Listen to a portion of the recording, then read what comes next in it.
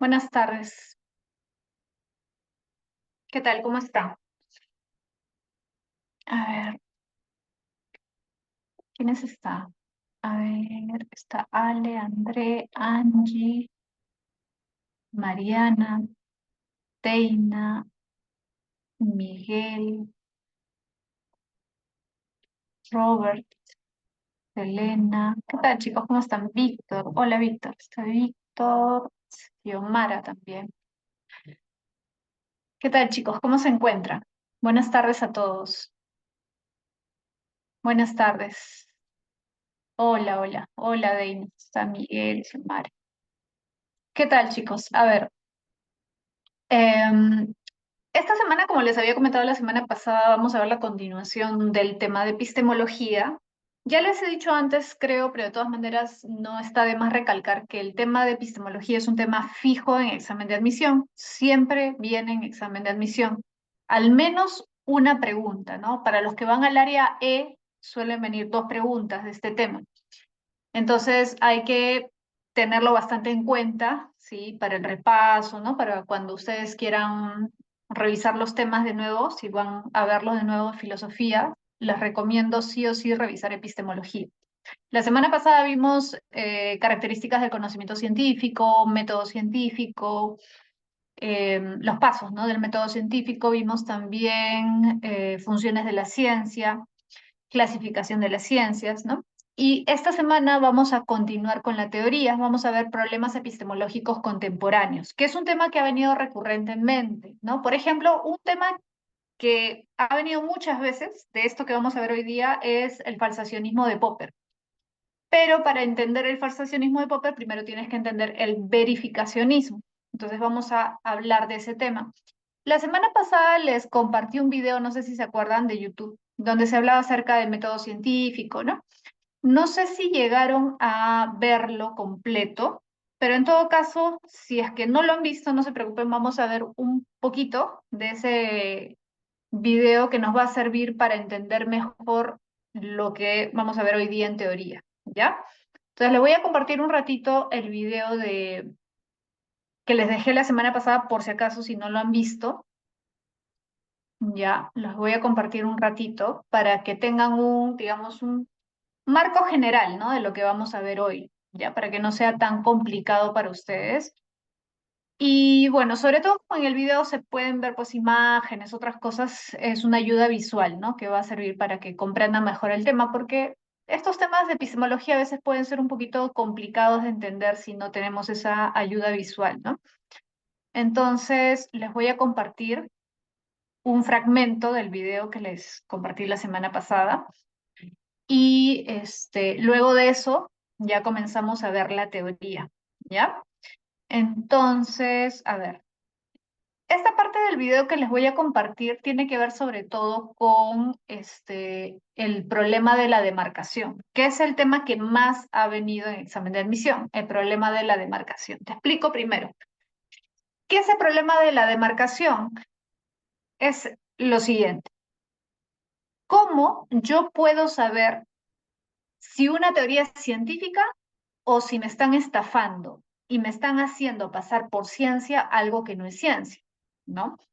Eso tiene que ver no necesariamente con una teoría como tal, sino también puede ser, por ejemplo, alguna disciplina o alguna práctica. Por ejemplo, hace 30, 40 años la acupuntura no era considerada, digamos, una práctica con respaldo científico. Sin embargo, actualmente sí. Incluso hay muchos médicos que recomiendan tratamientos de acupuntura porque ya tiene respaldo científico, es decir, ya se han hecho estudios, análisis científicos que demuestran que la acupuntura es favorable para la recuperación, ¿no? De los pacientes, por ejemplo, en casos de contracturas o casos de estrés o incluso de algunas enfermedades.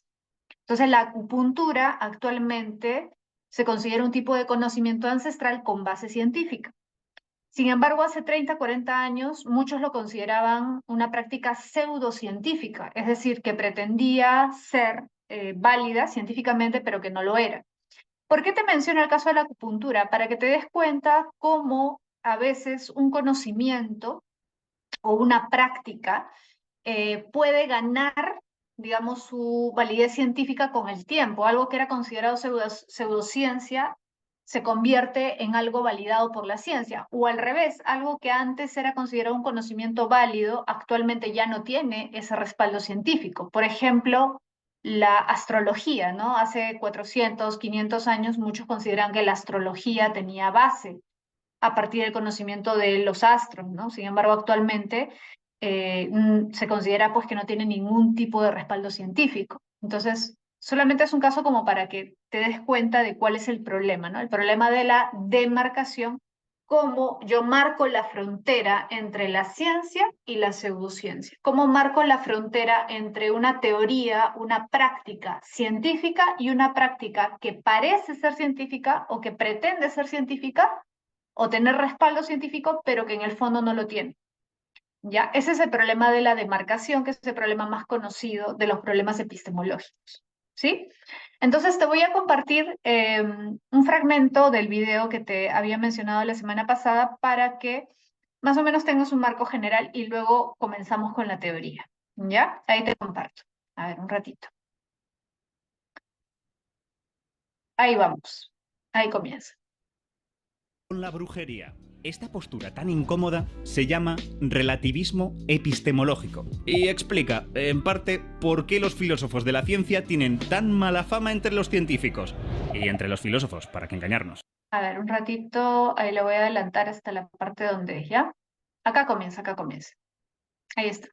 Parecidas. Esta movida de cómo distinguir la ciencia de lo que no es ciencia la conocemos como el problema de la demarcación y ha sido uno de los mayores sueños de los filósofos de la ciencia, su santo grial particular, un único criterio que permitiera separarlas a la perfección. Y en cierto momento pensaron que lo tenían. Pero antes, hablemos de cisnes.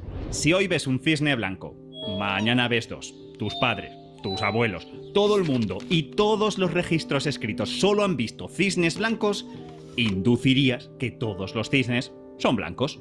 De hecho, cada cisne blanco que veas confirmará más aún tu suposición, ¿no?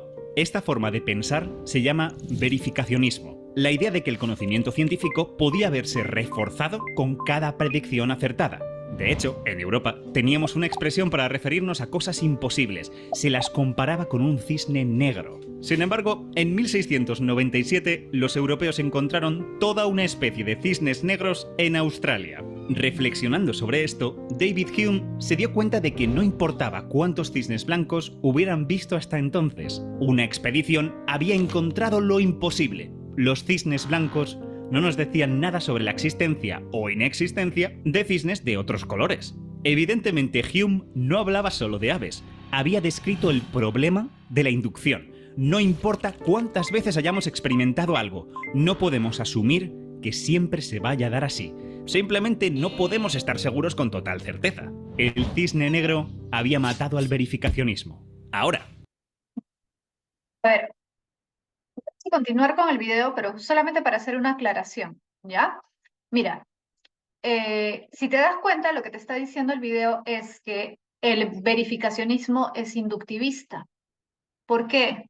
La inducción consiste en basarte en eventos, hechos particulares para sacar una conclusión general. Entonces, yo veo un cisne blanco, otro cisne blanco y así, ¿no? Durante toda mi vida, supongamos que solo veo cisnes blancos, ¿ya? Entonces, ¿qué conclusión saco? Que todos los cisnes son blancos. Eso es un proceso inductivo, ¿sí? Es una forma de razonamiento inductivo, porque voy de lo individual particular a lo general. Eso es inducción. El verificacionismo es inductivista. ¿Por qué? Porque el verificacionismo te dice, para saber si una teoría es verdadera, yo tengo que respaldarme en hechos concretos, hechos particulares. Si los hechos particulares me dan la razón, entonces mi teoría es verdadera. Entonces, ¿cómo sé yo que todos los cines son blancos? Ah, porque mira todos estos casos que apoyan mi hipótesis de que todos los cines son blancos. Entonces, es verdad que todos los cines son blancos porque hay muchos casos que respaldan lo que yo afirmo. ¿Te das cuenta? Entonces, el inductivismo es verificacionista, ¿ya? Entonces, te vas a dar cuenta cuando veamos los problemas epistemológicos que hay una relación entre inducción y verificacionismo. Y al revés, hay una relación entre pensamiento, razonamiento deductivo y falsacionismo. ¿ya? Eso lo vamos a ver luego. Solamente para hacer un resumen, que corté este video solamente para hacer un resumen de esta primera parte, ¿ya? Para que quede claro y no haya ninguna confusión. Continuamos. Este problema sería clave para desarrollar el criterio de demarcación más famoso de la historia, el falsacionismo. El filósofo Karl Popper se dio cuenta de que nunca podríamos verificar una teoría científica por culpa del problema de la inducción. No hay un número suficiente de cisnes que nos aseguren la inexistencia de cisnes negros. Nunca podríamos decir que la ciencia sea una manera de obtener conocimiento verdadero sobre la realidad. No obstante, tenía un truco en la manga. Si bien no podemos demostrar que una teoría científica sea verdadera, podemos refutarla si encontramos un contraejemplo. Un caso en el que falla su particular cisne negro. A esto le llamó falsación. Y resulta que no todas las disciplinas que se las dan de científicas son falsables. Algunas hacen afirmaciones ambiguas que, no importa cómo diseñemos nuestros experimentos, jamás podremos comprobar. Por ejemplo, algunos creacionistas, que niegan las teorías de la evolución y le echan a la Tierra 4.000 años de antigüedad, sostienen que Dios ya creó el mundo con fósiles de bestias que jamás existieron. Dios, en su omnipotencia, habría ocultado cualquier pista de su intervención, dejando un escenario indistinguible a nuestros ojos del que se habría producido por la misma evolución. Este creacionismo no sería falsable, lo que deja un tufillo raro en la sala. Y aquí queríamos llegar, porque esta idea caló tanto que durante un tiempo se planteó que era la clave para definir la ciencia. La ciencia sería un conjunto de metodologías que nos permitiría obtener conocimiento falsable, conocimiento con la posibilidad de ser refutado. Y se acabó. ¡Bum! Al fin teníamos nuestro santo grial. O tal vez no. Malas noticias, el falsacionismo no ha resultado ser del todo satisfactorio. Sabemos que la ciencia no trabaja automáticamente falsando. En la práctica no descarta una explicación en cuanto un experimento le lleva a la contraria. El resultado contradictorio puede deberse a un fallo humano o a un factor que no hemos tenido en cuenta porque ni siquiera sabíamos que existía. En el mundo real toleramos que las teorías científicas no sean perfectas y se equivoquen mientras no tengamos una sustituta mejor. Por ejemplo, el modelo estándar de la física de partículas falla al describir la masa de los neutrinos, la existencia de la materia oscura y otros problemillas. ¿Quiere decir eso que hay que rechazar la física de partículas? ¿Acaso no es una ciencia? Parece un poco radical. Pero los problemas con el falsacionismo no han acabado. Por ejemplo, si yo te aseguro que De momento lo vamos a dejar acá, creo. A ver, déjame ver si puedo adelantarlo un poquito porque quiero sobre todo que veas quién refuta el falsacionismo de Popper. ¿Ya? Acá está, mira. En esta parte te hablan acerca de cuál sería una alternativa al falsacionismo de Popper, ¿no? Porque acá te están hablando de cómo el falsacionismo de Popper tiene algunas dificultades, algunas, digamos, falencias, ¿no? Entonces, ¿quién hace esa crítica? Un discípulo de Popper que es Lakatos, así se llama, Lakatos, ¿ya? Acá te voy a poner el video justo donde hablan de él, ¿ya? Tía de nada. Lakatos tuvo en cuenta estos aspectos en su versión del falsacionismo, pero incluso así, otros filósofos le encontraron sus fallos. Tampoco era el camino. Esta historia de búsquedas y decepciones tiene muchos más callejones sin salida, pero por acelerar un poco, digamos que al final los filósofos de la ciencia han acabado tirando la toalla. Ya no hay intentos serios de definir qué es la ciencia mediante un solo criterio. Ya nadie busca el santo grial. De hecho, las definiciones más satisfactorias que tenemos se apoyan en listas de criterios que ni siquiera tienen por qué darse en su totalidad. Figuras como Kuhn, Hanson o Mario Bunge han presentado sus propuestas y, a grandes rasgos, tienen en cuenta criterios como lo que estudia la disciplina, cómo trabajan quienes la investigan, qué tipo de formación han recibido, los supuestos filosóficos que asumen, etc. Bunge, por ejemplo, cuenta con 10... A ver, porque lo que viene ya es más específico, ¿ya? A ver, a ver. Te voy a compartir el material de teoría ahorita, pero antes de empezar con la teoría te voy a hacer algunas aclaraciones sobre lo que has visto en el video, ¿ya? A ver, fíjate, en el video, ahí voy a prender mi cámara un ratito para explicarte. En el video te hablan acerca del verificacionismo primero, ¿no? Te hablan acerca del método inductivo, cómo basándote en casos particulares, individuales, se llega a una conclusión general, ¿no? Y si te das cuenta, la inducción es, por decirlo así, empirista, ¿no? Porque se basa en la observación de hechos particulares para sacar conclusiones. Y el verificacionismo es inductivista, es empirista, ¿no? Porque considera que una teoría es verdadera si es que se apoya en hechos, digamos, que yo puedo comprobar empíricamente. Por ejemplo, ¿puedo mostrar cisnes blancos? Sí. ¿Puedo mostrar que todos los cisnes que yo he visto son blancos? Sí. Por lo tanto, ¿puedo decir que todos los cisnes son blancos? Sí.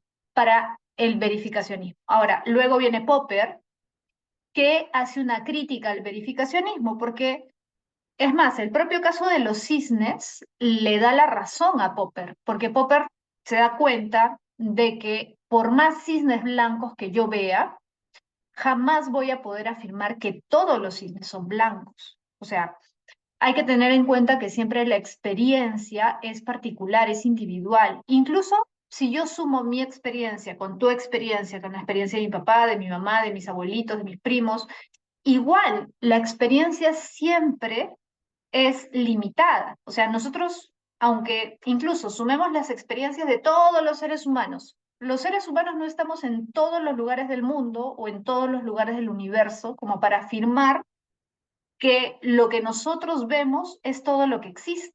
Pueden haber cosas que nosotros no hayamos visto, no hayamos experimentado aún.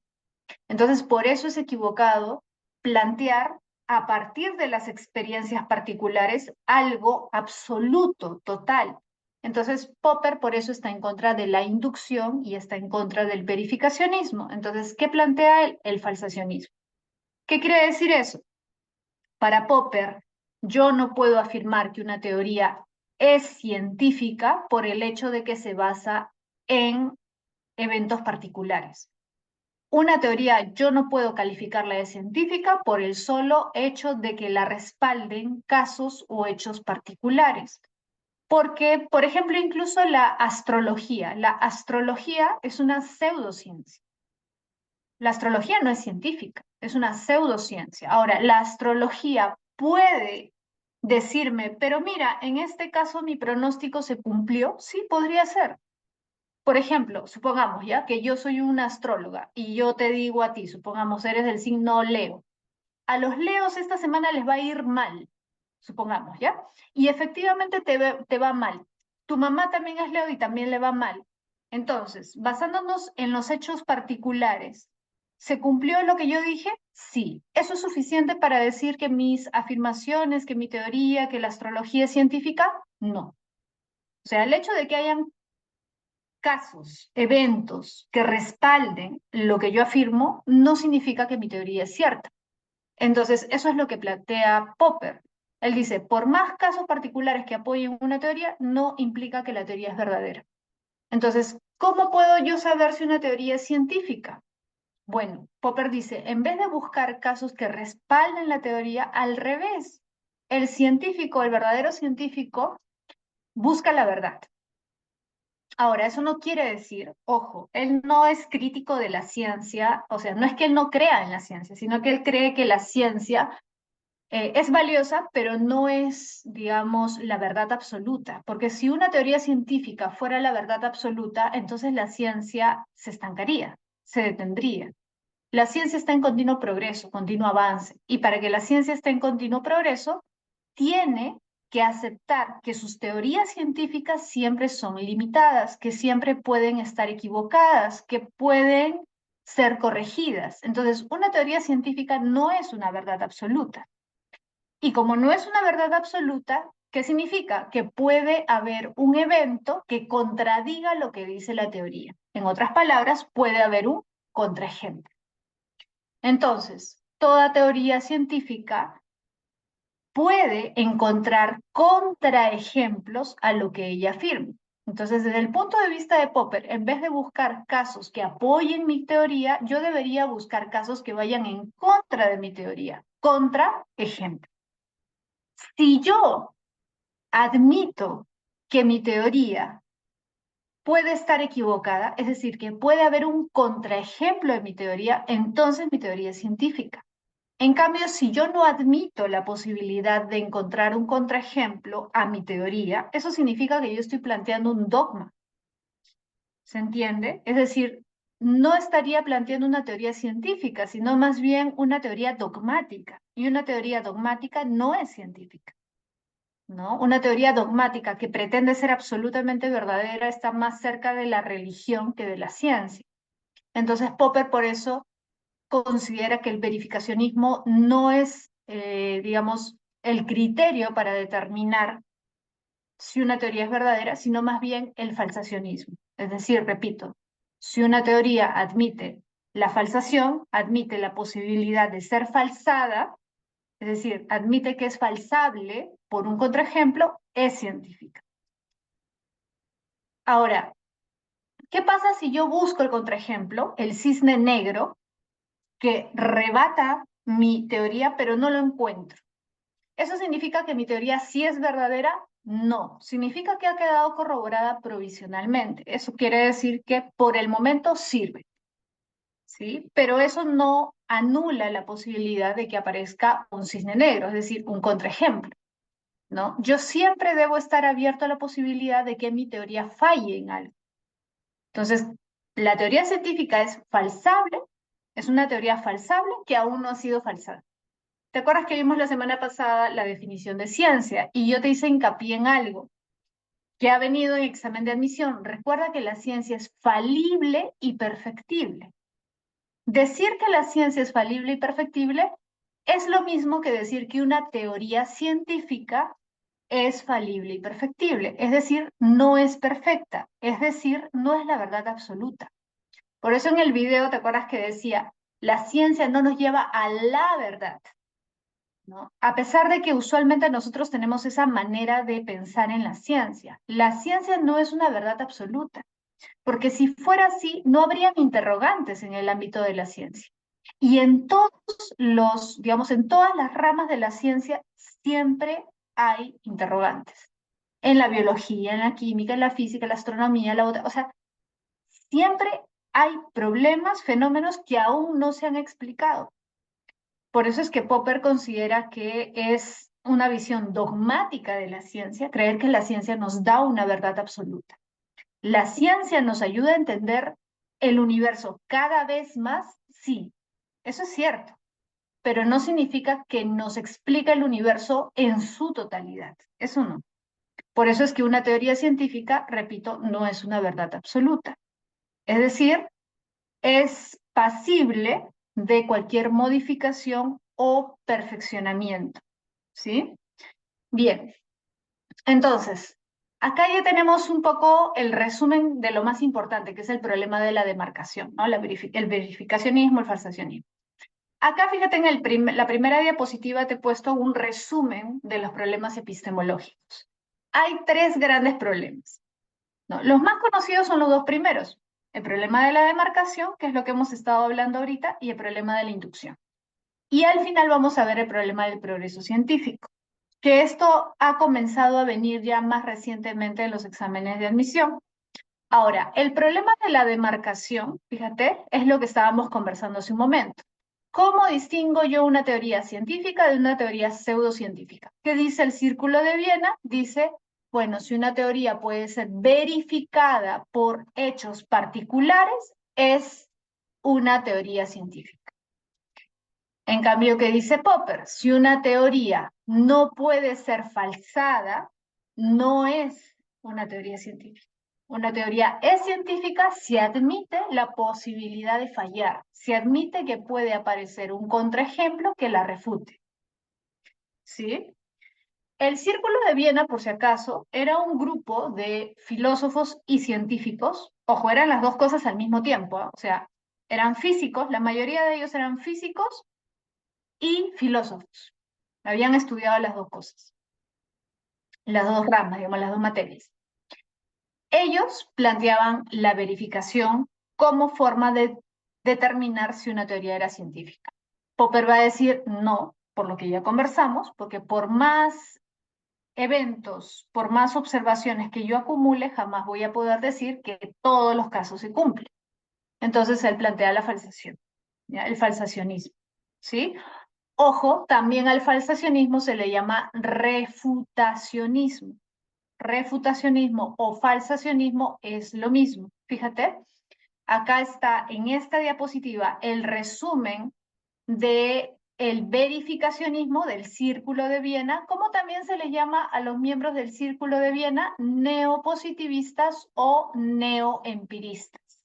Es lo mismo, ojo, si te dicen Círculo de Viena o te dicen neopositivistas, neoempiristas, positivistas lógicos, es lo mismo, son sinónimos. Ellos plantean la verificación como criterio de demarcación. Si una teoría puede ser verificada, es científica. Popper plantea el falsacionismo o refutacionismo. Son sinónimos, ¿ya? Entonces, una teoría puede ser refutada, es científica. Si la teoría no admite la posibilidad de ser refutada, es decir, falsada, es decir, no admite que pueda aparecer un caso que la refute, un cisne negro, entonces esa teoría no es científica. Toda teoría tiene que admitir la posibilidad de estar errada, de estar equivocada. Entonces, en ese sentido, fíjate lo que dice acá al final, ¿eh? En ese sentido, la irrefutabilidad no es una virtud. A veces nosotros pensamos, ¿no? Que una teoría no se pueda refutar significa que es más fuerte. Para Popper no. El hecho de que tú no puedas refutar una teoría, aunque te esfuerces y, o sea, ni siquiera puedas admitir la posibilidad de que estés equivocada, no hace que tu teoría sea más fuerte. Al revés, significa que es prácticamente una teoría dogmática. Entonces, no es una virtud, es más bien una debilidad, es un vicio de la teoría, ¿sí? Entonces, para Popper, una teoría que no puede ser refutada no es científica. Ejemplos. Sobre esto también han venido preguntas. ¿Qué casos pone Popper como ejemplos de teorías pseudocientíficas? Ojo, pseudocientíficas, porque se presentan como científicas, pero si las analizas, no lo son. ¿Y cómo me doy cuenta de que no son? Porque no admiten la falsación. Es decir, son teorías dogmáticas. Marxismo, psicoanálisis. Esos son los dos casos que pone Popper. Para Popper, el psicoanálisis y el marxismo son teorías dogmáticas porque no admiten la posibilidad de estar equivocadas. Es decir, sus defensores se cierran completamente en su teoría y omiten la evidencia que va en contra de su teoría. En el caso del psicoanálisis, por ejemplo, te comento, te explico, ¿no? ¿A qué se refiere Popper? El psicoanálisis al que se refiere Popper es el del psicoanálisis de Freud. Freud tiene un libro que se llama La interpretación de los sueños. Y Popper en realidad no solamente en la interpretación de los sueños, sino en otros escritos habla de, digamos, las técnicas que él usa para determinar el problema del paciente, ¿no? Entonces él solía hacer qué cosa, preguntarle al paciente qué había soñado, ¿no? Interpretaba el sueño del paciente. Pero el problema es el siguiente. Su teoría plantea que en el sueño se manifiesta el inconsciente. Entonces, a partir del análisis del inconsciente que se ha manifestado en el sueño, yo puedo determinar cuál es el origen del problema. Hasta ahí no hay problema, hasta ahí está todo bien. El problema es el siguiente. Popper encuentra una cita de Freud, o sea, una parte de su obra donde Freud cuenta lo siguiente. Dice, una vez mi paciente tal, pongamos Pedro, me comentó que había soñado tal cosa. El problema es que su sueño no tenía ningún sentido, ¿ya? Pero, o sea, no tenía ni siquiera un sentido que se le pudiera dar una interpretación desde la teoría de Freud. Entonces Freud decía, a ver, esto no calza. Pero entonces, ojo, Popper diría, bueno, si no calza con tu teoría, quizás es porque tu teoría no es del todo correcta. Quizás tu teoría tiene alguna debilidad, quizás tienes que cambiar tu teoría, quizás está equivocada. Eso debería ser lo lógico, es decir, lo que piense un científico de verdad. El problema es que para Popper, Freud no es un verdadero científico, porque en vez de reconocer su error y tratar de modificar su teoría, ¿qué hace Freud? No acepta la realidad y dice, no, a ver, mi teoría no tiene ningún problema. Acá el problema es lo que me está contando el paciente. Para mí que el paciente no me está narrando un sueño que realmente haya tenido. Pero fíjate lo interesante, ¿ah? Lo que supone Freud es lo siguiente. Este paciente ya antes le he interpretado sus sueños, o sea, ya era un paciente recurrente. Y siempre he podido interpretar sus sueños desde la teoría psicoanalítica. Pero en este caso no. Entonces, Popper, ¿qué piensa? Dice, lo que está ocurriendo seguramente es que este paciente, con el tiempo, me ha agarrado cólera. Inconscientemente me odia, pero como no puede manifestar su odio de manera directa, lo hace de manera inconsciente. Entonces, se ha inventado este sueño sin darse cuenta, se ha inventado este sueño para que yo no pueda interpretarlo y hacerme molestar, incomodarme, fastidiar, vengarse, entre comillas, de mí, pero inconscientemente, ojo.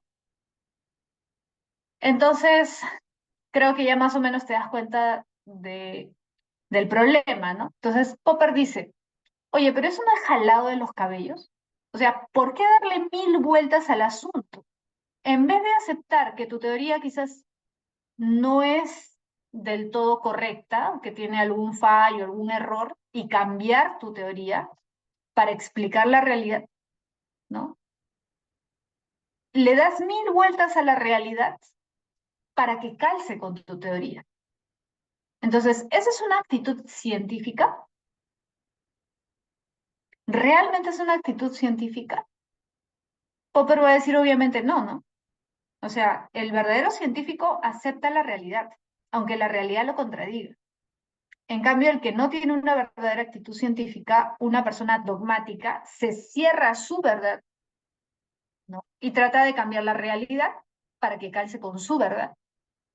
Entonces, Popper dice, eso demuestra que el psicoanálisis no es una teoría científica, porque no admite el cisne negro. O sea, no admite que pueda haber un caso que vaya en contra de lo que ella piensa, de lo que ella plantea. O sea, su teoría, ¿no? Entonces, ese es el problema del psicoanálisis. Y el marxismo, en el marxismo pasa lo mismo, dice Popper, porque el marxismo, en vez de renunciar a su teoría, cuando los marxistas se dieron cuenta de que su teoría no funcionaba, debieron haber renunciado a ella, pero en vez de hacer eso, le dieron 1000 vueltas para interpretar la realidad de otra forma para que calzara con su teoría.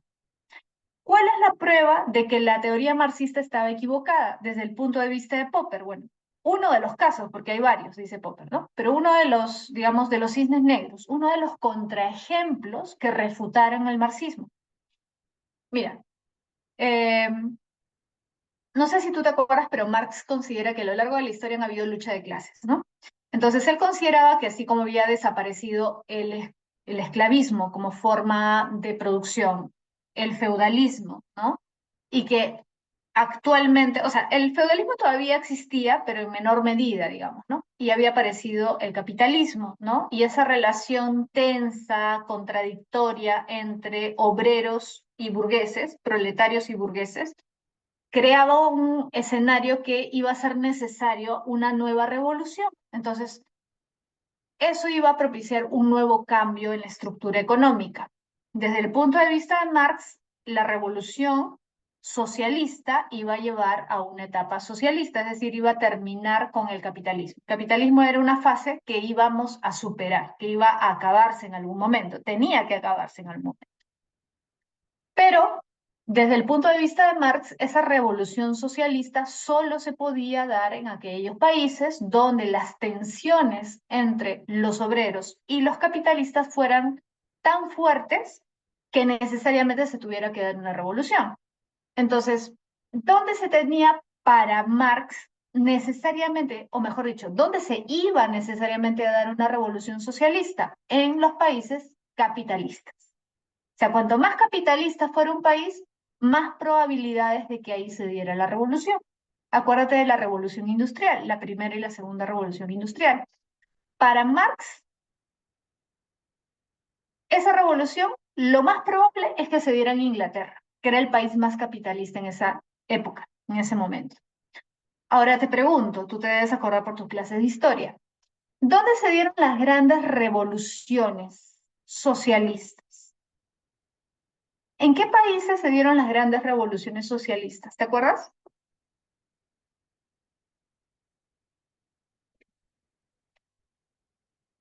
¿Dónde se dieron esas revoluciones que Marx pensó que se iban a dar? O sea, ¿dónde se hicieron realidad? ¿En qué país o en qué países? ¿Dónde hubieron revoluciones? Recuerda que Marx es siglo XIX, o sea, estamos hablando de 1860, 70, y a inicio del siglo XX se dieron dos revoluciones. Correcto, Mariana. La primera en Rusia. Rusia fue el primer país donde hubo una revolución socialista. Y el segundo país después de Rusia, donde se da una revolución socialista también, donde se instaura un partido comunista. Francia no, la Revolución Francesa es anterior, ¿no? Es el siglo XVIII, ¿no? Pero no es propiamente una revolución socialista, no es una revolución socialista, porque más bien es una revolución burguesa, ¿no? O sea, los que se levantan son los burgueses, básicamente, ¿no? Claro, con el apoyo de las clases pobres, ¿no? Pero básicamente los que impulsan la Revolución Francesa son burgueses. Pero una revolución que proviniera de las clases más bajas, la primera se dio en Rusia, estamos hablando siglo XX. Acuérdate que estamos hablando de Marx. Marx es siglo XIX, es posterior a la Revolución Francesa. Marx está pronosticando las nuevas revoluciones, es decir, las revoluciones que van a ocurrir en el siglo XX. Rusia y China. La Revolución China, la Revolución Rusa y la Revolución China. Pregunta, ¿la economía rusa y la economía china eran capitalistas? ¿Eran países capitalistas Rusia y China a inicios del siglo XX? ¿Eran países industrializados? ¿Eran países donde habían grandes cantidades de obreros? No. Eran países semifeudales. Eran países semifeudales. ¿Te acuerdas de la Revolución Rusa cuando matan al zar, ¿no? ¿Qué tipo de país era Rusia? Era un país feudal. China era un país feudal. Entonces, pregunta, fíjate, ¿ah?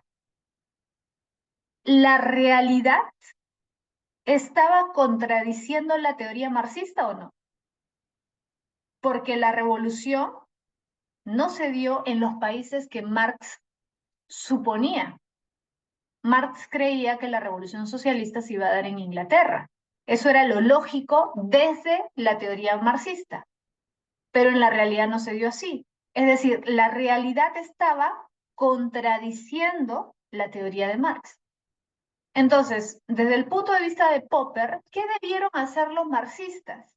Reconocer que la teoría estaba mal y plantear una nueva teoría. ¿Se entendió? Pero pregunta, ¿los marxistas hicieron eso? ¿Renunciaron a su teoría? No. ¿Qué hicieron? Se aferraron a su teoría. Quisieron salvar su teoría como sea, incluso yendo en contra de la misma realidad. ¿Qué nos muestra eso desde el punto de vista de Popper? ¿Qué nos da a entender eso? Que el marxismo no es una teoría científica, que el marxismo es casi una religión. Para Popper, el marxismo es prácticamente una religión. ¿Por qué? Porque la defiendes aunque esté equivocada. La defiendes aunque la realidad la contradiga. Se ha vuelto un dogma. ¿Se entendió? Una verdad que no admite ninguna forma de refutación. Casi una religión. Entonces, ¿eso qué demuestra desde el punto de vista de Popper? Que es una pseudociencia, que es una teoría pseudocientífica. Es decir, que pretende ser científica, quiere pasarse como científica, se presenta como científica, pero no lo es. ¿Y por qué no lo es? Porque no admite la falsación. No admite que puede estar equivocada. ¿Se entendió hasta ahí, chicos? ¿Sí? Entonces, para Popper, una teoría es científica si admite la falsación. Si no admite la falsación, no es científica. ¿Sí? Ahora, mira, ese es el problema de la demarcación. ¿Sí? Ahora, el problema de la inducción, ojo, el problema de la inducción está relacionado con el problema de la demarcación. Sí, está relacionado. Está relacionado. Porque te decía, ¿te acuerdas hace un momento? Los verificacionistas tienen un pensamiento inductivo. Los verificacionistas tienen un pensamiento inductivo. Recuerda el círculo de Viena, ¿no? Para el círculo de Viena, si yo digo todos los cisnes son blancos, es esa hipótesis verdadera si es que yo puedo confirmar por la experiencia que los cisnes son blancos. Entonces, si yo te muestro 20 casos de cisnes blancos, la realidad está apoyando mi idea de que todos los cisnes son blancos, entonces yo ya verifiqué mi teoría. Entonces, el método científico, ojo, el método científico para el Círculo de Viena, el método científico para el Círculo de Viena es inductivo, porque el científico lo que hace es, desde su punto de vista, observar la realidad y a partir de observaciones sacar una conclusión. Entonces, yo veo cines blancos, conclusión, todos los cines son blancos. Te pongo un ejemplo más científico, la ley de la dilatación de los metales. ¿Cómo he llegado yo a la conclusión de que todos los metales se dilatan con el calor? ¿Cómo sabemos eso? Bueno, alguien tiene que haber hecho la experiencia. Vio que la plata se dilata con el calor, el oro se dilata con el calor, el cobre se dilata con el calor, el estaño se dilata con el calor, etc. Entonces, como he visto distintos metales que se dilatan con el calor, he sacado la conclusión de que todos los metales se dilatan con el calor. Entonces, me baso en observaciones individuales para sacar una conclusión general. Eso es pensamiento inductivo. Desde el punto de vista del Círculo de Viena, esa es la manera de proceder de la ciencia. Ese es el método científico inductivo. ¿Y quién va a criticar eso? Popper. Para Popper, el pensamiento científico no es inductivo, sino hipotético-deductivo. Y ahora te voy a explicar por qué. Porque a simple vista pareciera que el Círculo de Viena tiene razón, ¿no? Ya. Víctor, ¿conjeturas qué son? Buena pregunta. Conjeturas son hipótesis. Las conjeturas son las hipótesis. Porque cuando tú planteas una hipótesis, es un supuesto que pretende dar una respuesta a un problema, ¿sí o no? Mi hipótesis es una posible solución, una conjetura, ¿sí?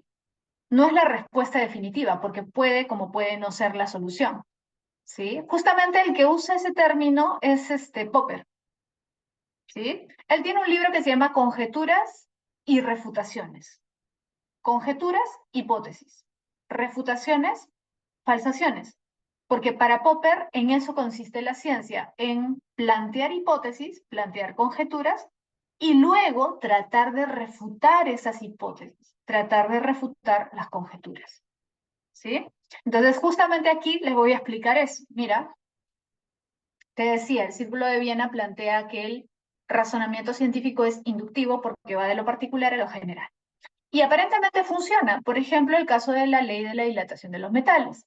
Ahora, ¿por qué Popper no está de acuerdo con eso? Que parece algo simple y algo que todos podríamos aceptar. Por lo siguiente, mira, Popper dice, ya, para establecer ciertas leyes, podríamos decir que funciona, ¿no? La inducción. Pero cuando hablamos de los grandes descubrimientos científicos, ojo, grandes descubrimientos científicos, ¿realmente el proceso que sigue el científico es inductivo? Mira, esto de la ley de la dilatación de los metales, ¿no? Observo casos particulares, saco una conclusión general. En realidad, esa forma de razonamiento no es para Popper lo central de la ciencia, porque en realidad cualquier persona, incluso sin formación científica, incluso un bebé, puede razonar así. Incluso un animal puede razonar así. Basándose en experiencias particulares, sacar una conclusión general. ¿No? No sé si te acuerdas en el video, en este video que te he compartido hoy día, la semana pasada vimos lo que mencionaba en el chico del video decía lo siguiente, ¿no? Incluso los bebés razonan así. O sea, si un bebé ve que un objeto, si lo tira, cae, y observa eso varias veces, va a sacar la conclusión de que cualquier objeto va a caer.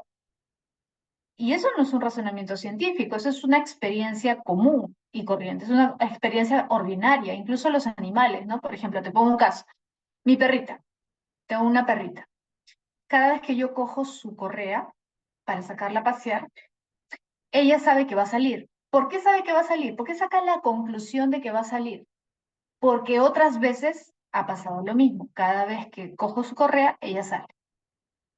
Siempre que cojo su correa, ella sale. Entonces asume que cualquier vez que yo coja su correa, va a salir. O sea, hace un proceso de inferencia, ¿sí o no? Basada en experiencias particulares. Ahora, ¿eso es científico? Para Popper no, porque eso lo puede hacer cualquiera.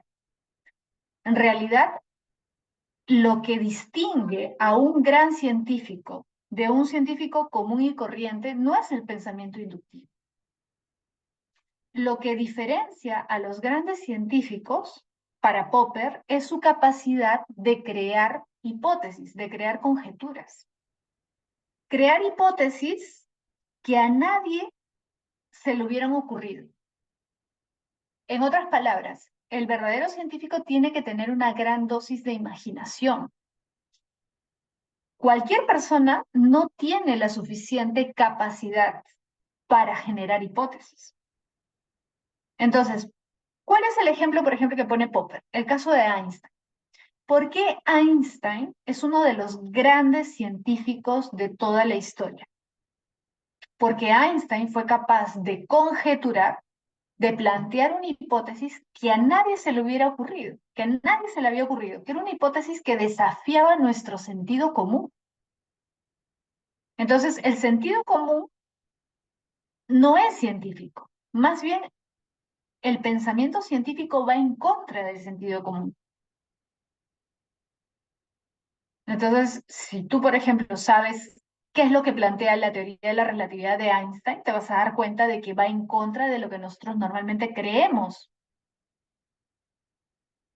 Y Popper precisamente considera eso lo valioso de Einstein, su capacidad de plantear algo que desafía nuestro sentido común, que va en contra de lo que normalmente pensamos.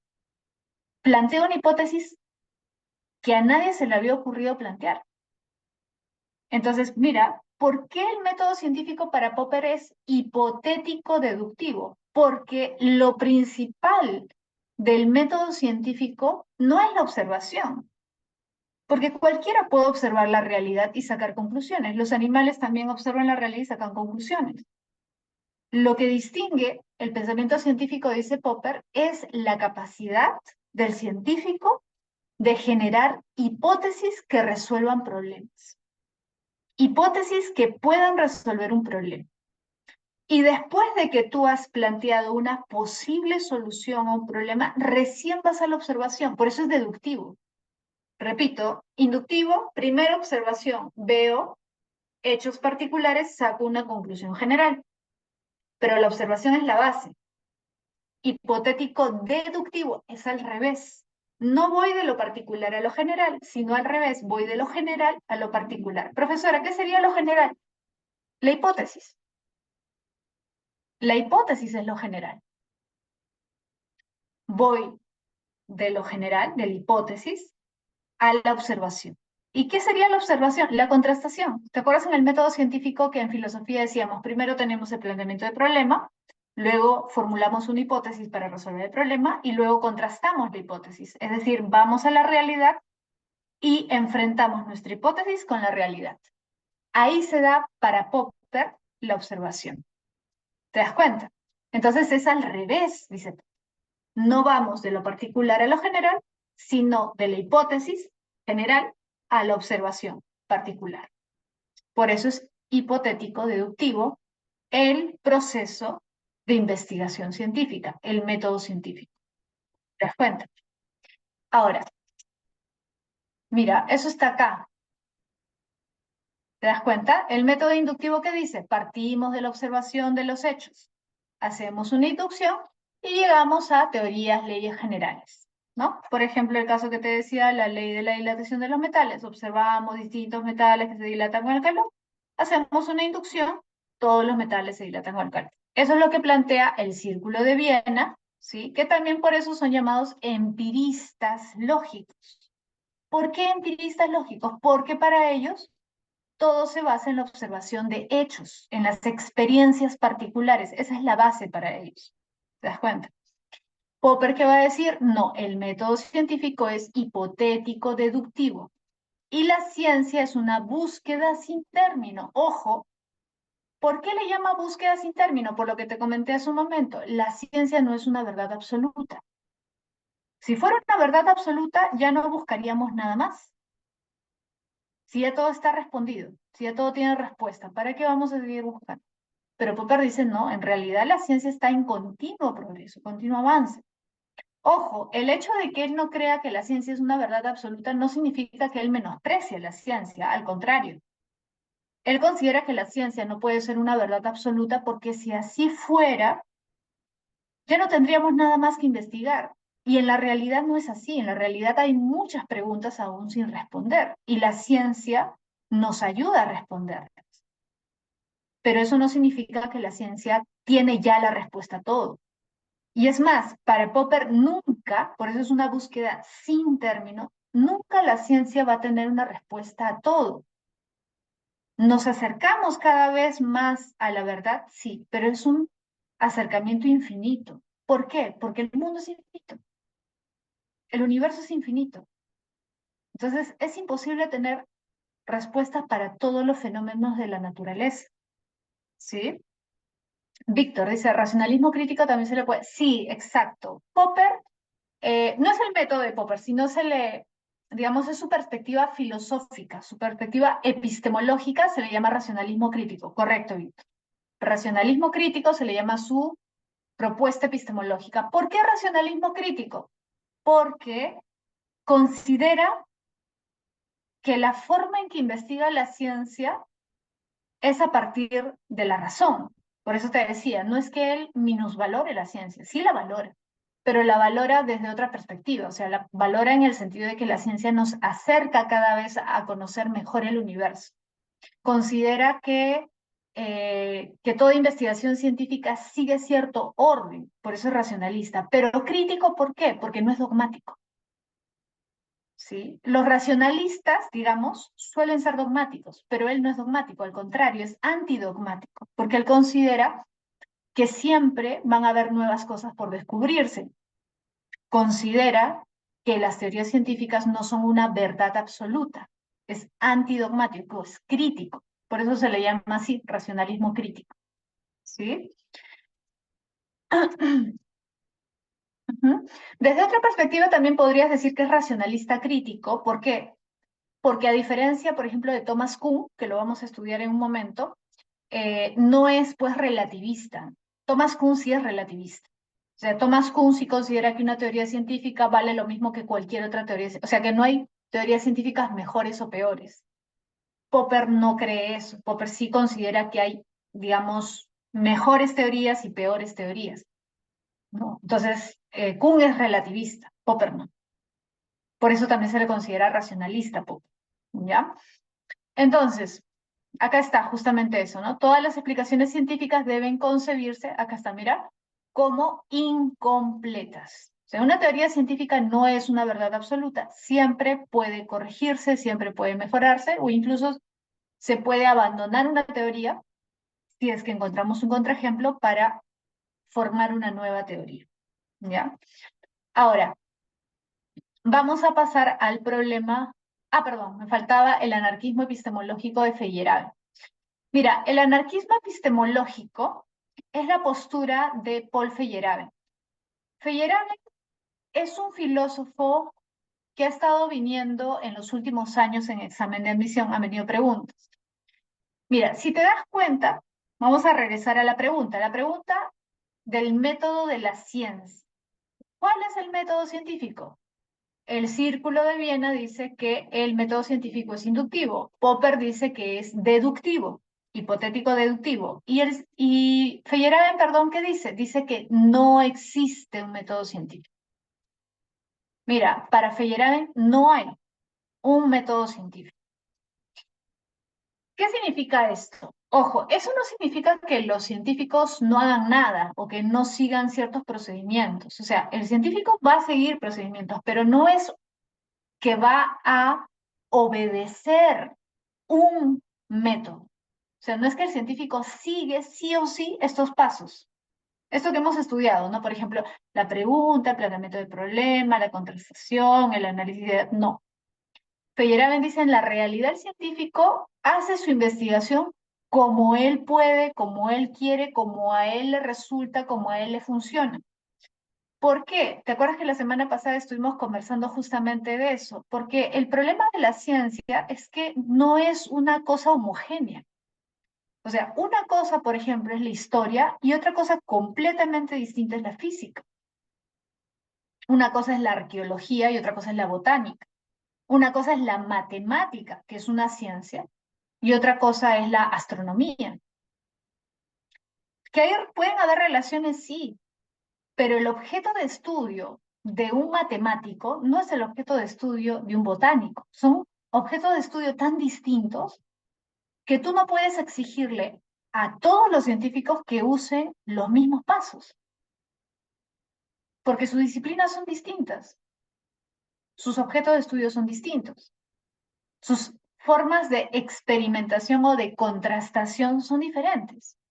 Entonces, por eso para Feyerabend es absurdo pensar que todos los científicos siguen el mismo método científico, que siguen los mismos pasos y las mismas reglas. ¿Se entiende? Entonces, Feyerabend, ¿dónde plantea todo esto? En su libro más conocido, que se llama Contra el método. Ya el mismo título te dice todo, ¿no? Es la propuesta de Feyerabend, una propuesta filosófica radical, porque lo que están negando es algo que todos prácticamente asumen. Cualquier persona de a pie, tú le preguntas, ¿por qué la ciencia ha logrado todo lo que ha logrado? ¿Cómo trabajan los científicos? Ah, trabajan con un método súper riguroso que ellos siguen para alcanzar conocimiento. La mayoría de personas asume la existencia de un método científico. Entonces, si te das cuenta, lo que plantea Feyerabend es absolutamente radical, en contra de esta idea tradicional de ciencia que tenemos. Ahora, lo que hace Feyerabend es criticar la idea de método, ¿sí? Pero no solamente eso, como vamos a ver luego, también critica la idea de progreso científico, ¿sí? Ahora, dice que no hay un solo método, no hay un solo procedimiento, no hay una serie de pasos estrictos que el científico sigue para alcanzar conocimiento. Porque para él, el científico usa los instrumentos, las herramientas que tiene al alcance con tal de alcanzar respuestas a sus interrogantes. Entonces, ¿cómo resume eso Feyerabend? Con esto, mira, esta afirmación de que en la investigación científica todo vale. Por eso se llama anarquismo. Los anarquistas que dicen, el Estado no debe imponer leyes, normas, no debe haber una imposición de normas, sino que el hombre es libre. Entonces el hombre no debería seguir las normas impuestas por otros. Eso es el anarquismo político. Entonces lo mismo plantea Feyerabend, pero en el ámbito epistemológico. El científico no sigue reglas. El científico debe ser absolutamente libre para investigar.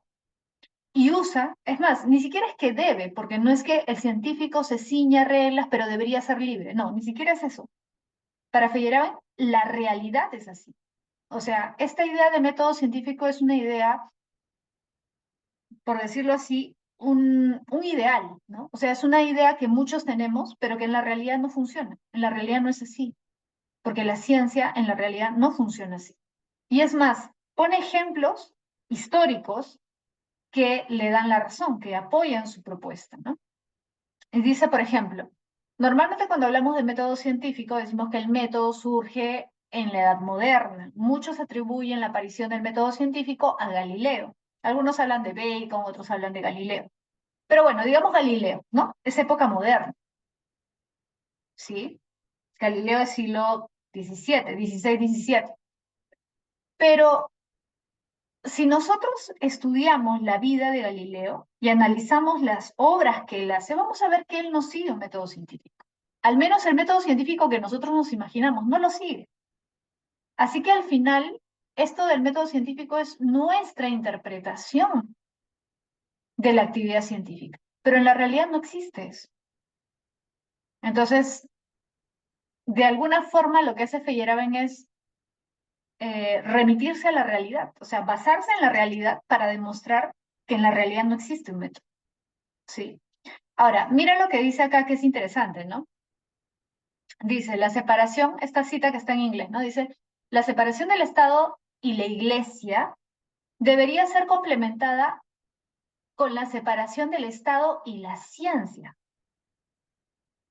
Tú has escuchado que el Estado es laico, ¿no? La separación del Estado de la Iglesia es un principio moderno, ¿no? Que muchos actualmente también reclaman porque dicen, bueno, el Estado, por ejemplo, no debería imponer una forma de religión en los colegios, que se enseñe religión, sino que debería ser una cuestión libre de cada uno, decidir qué religión profesa, o si no quiere, ¿no? Profesar ninguna religión, no debería estar institucionalizada la religión dentro de las aulas.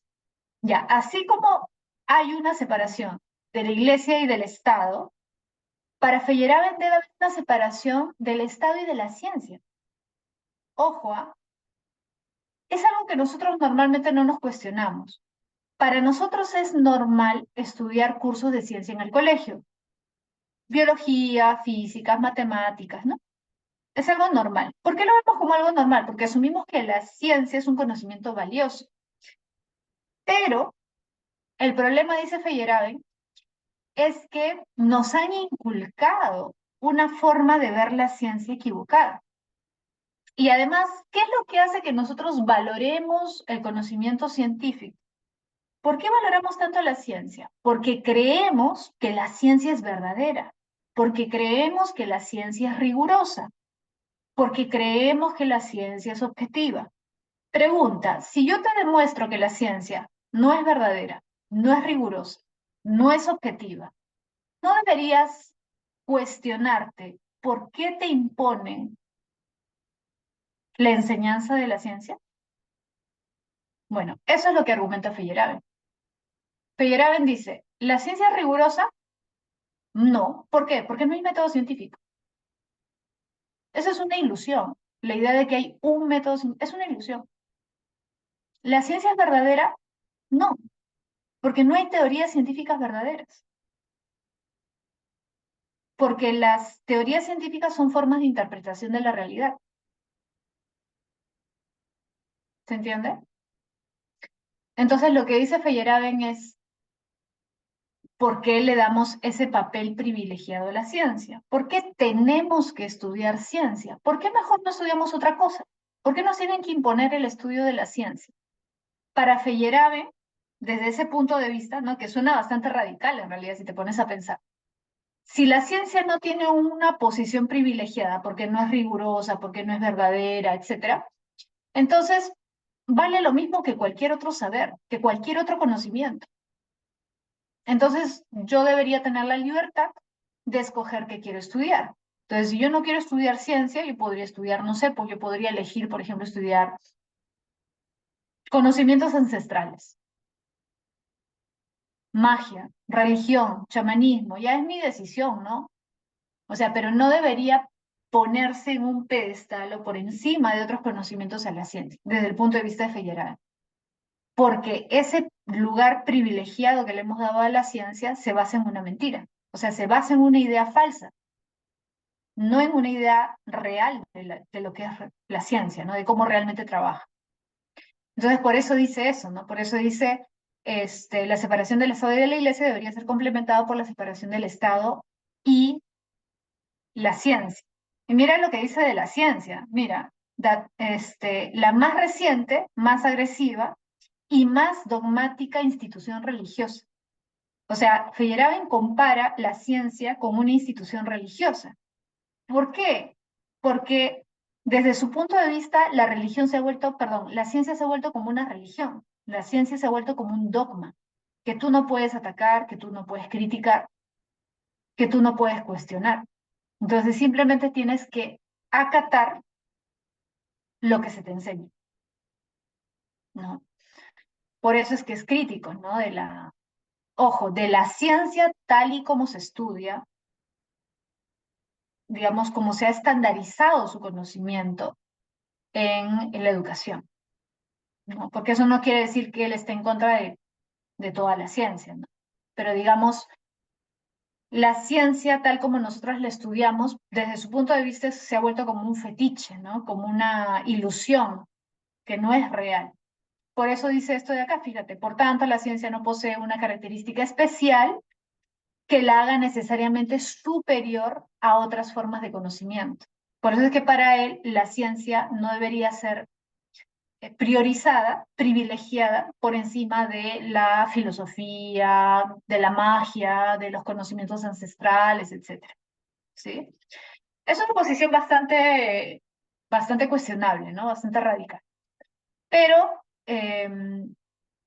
para ser abogado del diablo, para ser abogado de Feyerabend, tiene algo de razón, al menos en su sustento. O sea, si tú analizas los argumentos que él da, los ejemplos que él da para sostener su posición, tiene en muchos casos bastante razón. Eso es lo que lo hace interesante, digamos, ¿no? No necesariamente, pues, hay que estar de acuerdo con él en todo, en las consecuencias, pero su pensamiento sí es interesante por lo que plantea como cuestionamiento a la ciencia, ¿no? Bueno, y por último vamos a ver el problema del progreso científico. Mira, el problema del progreso científico que está también acá. Mira, fíjate siempre esta primera diapositiva que te sirva como una especie de resumen, ¿no? Acá están los tres problemas epistemológicos contemporáneos: demarcación, inducción, progreso científico. Esos son los tres problemas. Acá la pregunta de progreso científico es: ¿existe progreso en la ciencia o no existe? El Círculo de Viena, ojo, y Popper, ya, dicen que sí, sí hay progreso científico y que el progreso es lineal y acumulativo. ¿Qué quiere decir lineal y acumulativo?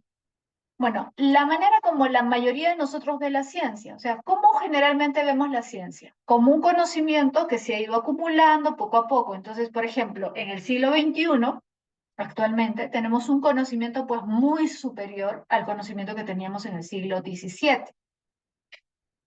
Y en el siglo XVII se tenía más conocimiento que lo que se tenía en el siglo XIV. Y en el siglo XIV se tenía más conocimiento de lo que se tenía en el siglo V.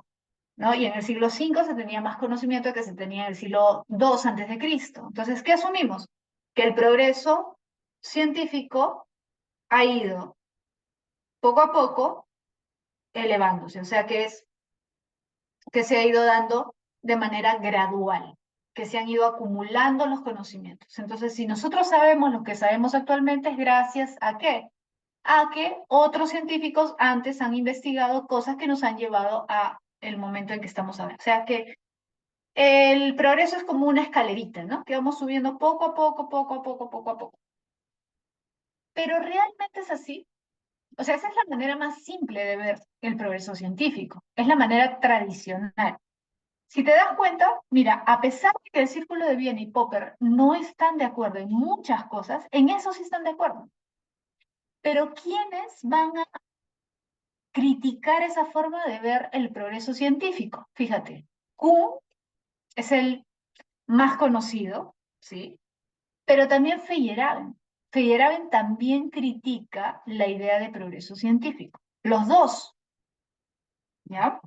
Ahora, lo que yo quiero que recuerdes, esto es importante, si puedes por ahí anótalo, es que Kuhn y Feyerabend son filósofos. Ojo, Kuhn también fue científico, fue físico, era profesor de física en una universidad de Estados Unidos, si no me equivoco, en Princeton, y después se comienza a dedicar a la filosofía. Pero ellos dos, tanto Kuhn como Feyerabend, hacen su crítica a esta forma de ver la ciencia a partir de la historia. ¿A qué me refiero?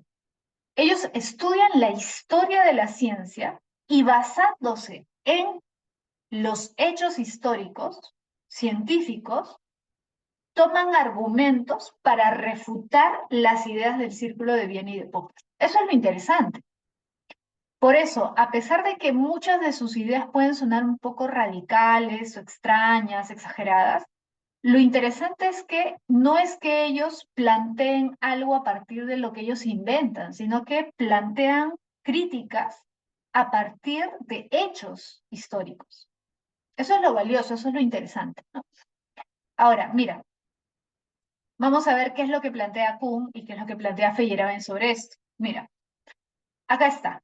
Thomas Kuhn, ¿no? No está de acuerdo con esta visión acumulacionista del conocimiento científico.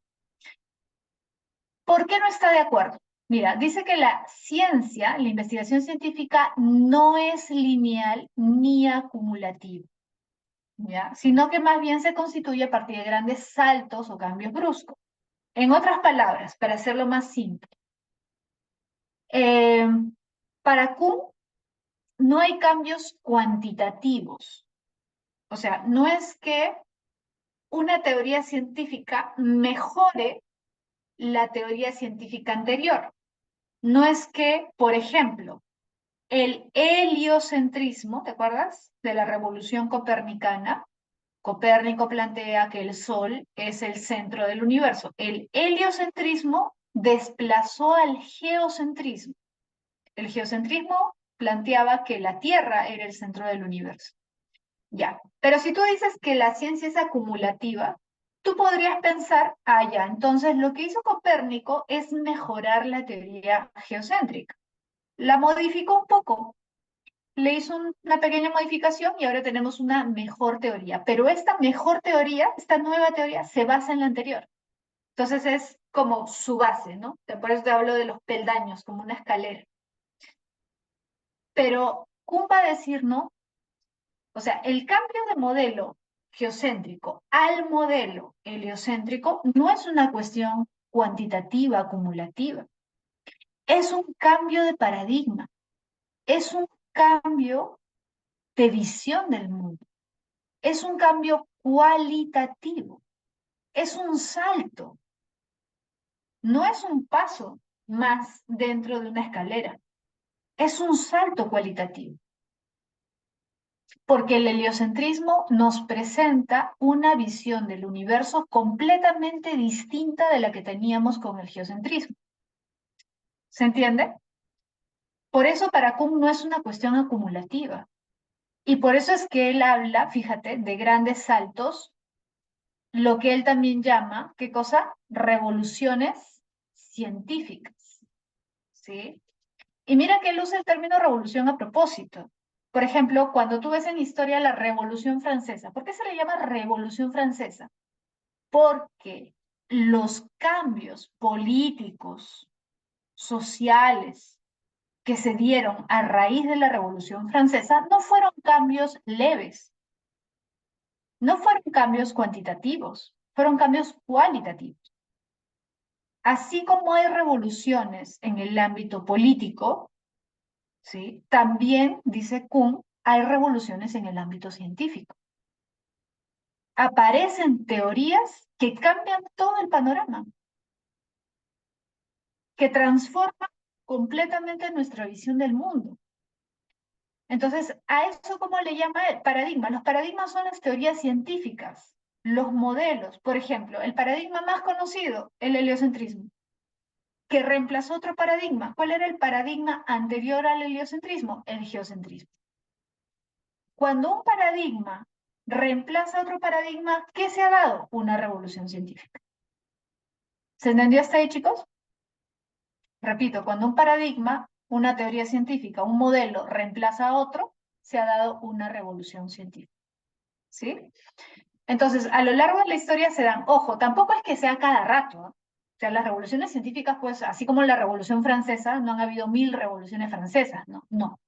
Igual, en el ámbito de la ciencia no es que hayan habido 1000 revoluciones científicas, no. O sea, son eventos muy puntuales, ¿no? O sea, son eventos que se dan muy de vez en cuando, pero son significativos porque cambian la visión que teníamos acerca del mundo, ¿sí?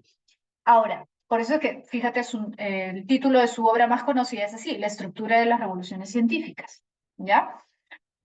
Bien, cuando veamos la práctica, un ratito vamos a pasar a la práctica para resolver algunas preguntas. Por ahí hay una pregunta sobre las fases, ¿sí? Del paradigma, porque el paradigma es como una especie de ciclo, ¿ya? Ahí vamos a ver las fases del paradigma científico y te voy a explicar ya cosas más de detalle, ¿ya? Pero digamos que en esto es lo más importante que debes recordar, ¿no? Hay revoluciones científicas, hay grandes cambios, hay grandes saltos, entonces no hay un cambio cuantitativo, sino que hay cambios cualitativos, grandes transformaciones en el ámbito de la ciencia. Ahora, ¿qué dice Feyerabend, el loco Feyerabend, el anarquista Feyerabend? Mira, coincide con Kuhn en su crítica a la idea de una ciencia acumulacionista, ¿sí? Pero lo interesante, además de Feyerabend, es que él hace una crítica a la teoría de progreso en este sentido, ¿no? Tradicional, poniendo ejemplos históricos. Eso es lo interesante de Feyerabend, que pone ejemplos históricos. Entonces, de este tema creo que ya hablamos la semana pasada, seguramente te acuerdas, ¿no? ¿Te acuerdas que te comenté que Copérnico en realidad no es el primero en plantear el sistema heliocéntrico? ¿Sí te comenté eso?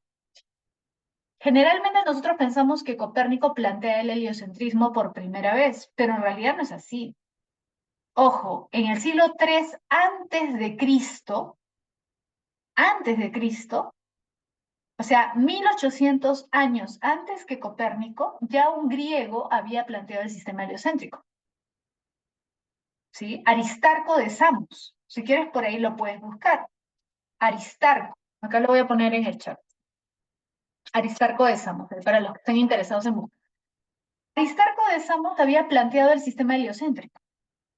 Ahora, Copérnico plantea el heliocentrismo no porque Copérnico lo descubrió por su cuenta, sino porque leyó un texto de Aristarco. Es decir, encontró eso y a partir de ahí se dio cuenta de que podía tener razón lo que decía Aristarco y comenzó a hacer sus investigaciones basado en esa hipótesis. Entonces, Feyerabend pone ese ejemplo como una prueba de que no hay un progreso lineal, pues. De que hay momentos en la historia en donde hay conocimientos que se pierden, hay huecos. O sea, hace 1200 años quizás, ¿por qué no pensar que se sabían ciertas cosas que actualmente no se saben? ¿Por qué asumimos de manera un poco soberbia, ¿no? ¿Por qué asumimos que nosotros sabemos mucho más que esos hombres primitivos del siglo III antes de Cristo? ¿Por qué asumimos que sabemos más que los hombres del siglo VI después de Cristo? ¿Por qué asumimos que sabemos más que los medievales? Que nosotros sabemos lo que ellos sabían y encima tenemos 1000 conocimientos más, o 3000 o 10.000 conocimientos. Eso es lo que normalmente asumimos. Pero ¿realmente es así? No. Es nuestra ilusión, es lo que creemos, pero en la realidad no es así. Y una de las pruebas es el heliocentrismo. Otra prueba, no sé si tú has escuchado del fuego griego. ¿Han escuchado del fuego griego? No sé si alguno de ustedes ha visto Juego de Tronos. ¿Han visto Juego de Tronos? Hay un capítulo de Juego de Tronos donde hay como una especie de combate, ¿no? Naval, y la manera de protegerse que tiene esta ciudadela es lanzando fuego al mar para quemar las embarcaciones, ¿ya? A eso le llamaban en la serie el fuego valirio, ¿no? Y claro, si tú ves la serie dices, ah, qué alucinante, ¿no? Se han inventado eso, pues, ¿no? Pero en la realidad ese fuego sí existió. En la Edad Media, nosotros muchas veces asumimos, por ejemplo, que la Edad Media es una edad oscura, que no se sabía nada, que la gente era ignorante, ¿no? Y eso también es un prejuicio que tenemos. Mira, te voy a compartir el enlace. Espero que lo veas después, cuando tengas tiempo, porque es un video un poquito largo, pero si quieres puedes ver los primeros minutos. No sé si tú sigues o has visto el canal de Javier Santaolalla, Date un Blog, que es un físico español, que tiene varios videos sobre ciencia, ¿ya? Él tiene un video acerca de el fuego griego y él explica de manera científica, ¿no? Cómo era posible el fuego griego, pero ojo, el fuego griego es, se basaba en una fórmula que se conocía en la Edad Media, Hola. pero que actualmente se ha perdido. O sea, actualmente no hay nadie que sepa cuál es la fórmula del fuego griego, pero sí existió y hay documentación histórica, hay suficientes pruebas de que existió el fuego griego, ¿sí? A pesar de que mucha gente puede pensar que no, ¿no? Pero sí existió. Se ha perdido la fórmula. Acá te lo voy a compartir en el chat para que lo veas luego si quieres. Pero bueno, esa es una prueba más, ¿no? O sea, imagínate con lo avanzada que está la ciencia actualmente, que no podamos descubrir la fórmula de ese fuego que era un arma que usaron los medievales en el siglo V, si no me equivoco, 5 o 6 después de Cristo. No se ha vuelto a hacer. Nadie sabe cómo se hacía, ¿sí? Entonces, esa es otra prueba, desde el punto de vista, por ejemplo, de Feyerabend, de que la ciencia no es acumulativa, de que el progreso científico no es lineal, ¿no? Como normalmente pensamos, ¿sí? Bien, voy a dejar de compartir, ahí te he dejado en el chat el enlace del video que te comento. Voy a dejar de compartir la teoría porque ya acabamos con la teoría y voy a compartir ahora la parte práctica. Vamos a ver las preguntas sobre este tema que nos van a ayudar a repasar un poco, ¿no? Y también por ahí aclarar quizás algunas dudas, algunos conceptos, algunas palabras, ¿no? Que a veces son un poco desconocidas o que pueden ser un poquito problemáticas, ¿no? Ya. Ya se está viendo, ¿no? A ver, correcto. Entonces, vamos a empezar, ¿ya? A ver, leo. Mira, esta lectura es de Lakatos. Lakatos fue discípulo de Popper. Fue algo así como el Aristóteles de Platón, algo así. Fue el Aristóteles de Popper, Lakatos. Porque Lakatos fue discípulo de Popper, pero criticó a Popper. ¿Por qué lo criticó? Porque consideraba que era un poco absurda la idea de Popper, por eso le llama falsacionismo ingenuo, así le llama Popper, lo que plantea Popper. Y Lakatos propone un falsacionismo sofisticado, porque lo que no le cuadra, digamos, a Lakatos es que Popper plantea que cuando aparece un contraejemplo, yo tengo que aceptar que mi teoría es falsa y tengo que renunciar a mi teoría. Y como vimos en el video hace un rato, en la realidad eso no ocurre. Cada vez que aparece un contraejemplo, tendríamos que renunciar a una teoría. Y a veces no es que toda la teoría esté mal. Puede ser que una parte de la teoría sí, pero que el resto sirva. Entonces, Lakatos dice, en la realidad los científicos no renuncian a su teoría porque hay un hecho que la contradice. Y no solamente porque en la realidad no se da así, sino porque no sería práctico, porque la teoría puede seguir funcionando. Entonces, ¿qué hace el científico? Trata de arreglar su teoría lo mejor posible y seguir usándola. Entonces, por eso Lakatos plantea un falsacionismo sofisticado. ¿Ya? Entonces, a ver, vamos a leer. Dice, cuando Popper se arriesga a hacer observaciones fortuitas sobre la falsabilidad de las más grandes teorías científicas, distorsiona la historia para acomodarla a su propia teoría de la racionalidad. Si la metodología de un historiador proporciona una reconstrucción racional pobre, este puede o bien hacer una mala lectura de la historia de modo que aquella coincida con su reconstrucción racional, o se encontrará con que la historia de la ciencia es enormemente irracional. El gran respeto de Popper por la ciencia, nunca te olvides de eso, ojo, mira, Popper cree que la ciencia no es la verdad absoluta, pero Popper valora mucho la ciencia. Por eso dice, el gran respeto de Popper por la ciencia le hizo elegir la primera opción, ¿sí? Es decir, le hizo pensar que la historia de la ciencia era racional, mientras que el irrespetuoso Feyerabend eligió la segunda. Es decir, para Feyerabend la historia de la ciencia mostraba la irracionalidad de la ciencia. Entonces la pregunta es, de acuerdo con lo afirmado por el autor, se infiere que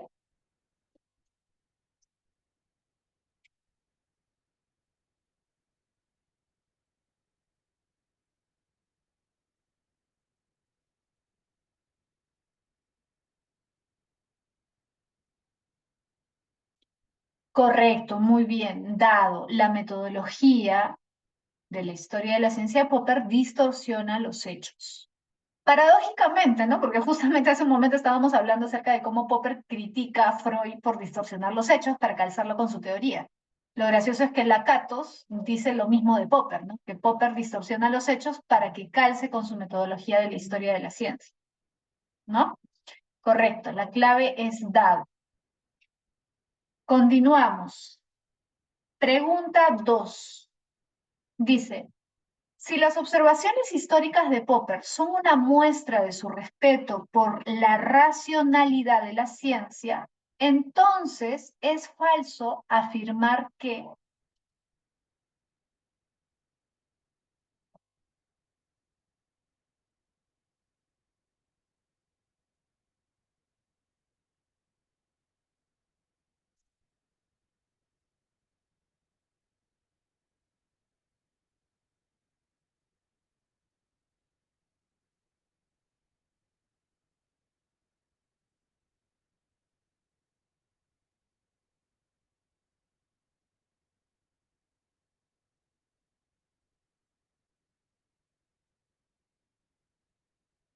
¿qué sería lo falso?